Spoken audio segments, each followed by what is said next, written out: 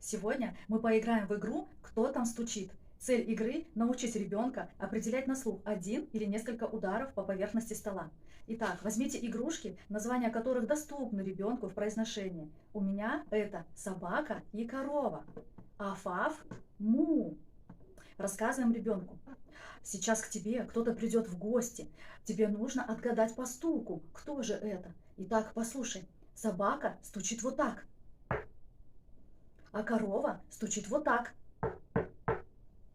Затем вы прячете игрушки под стол и просите ребенка отгадать, кто же стучит в дверь. Правильно, это Аф-Аф. Собака хвалит ребенка, целует его в щечку. А теперь отгадай, кто сейчас стучит. Му, правильно, это корова. Вот такая простая игра. Играйте с удовольствием.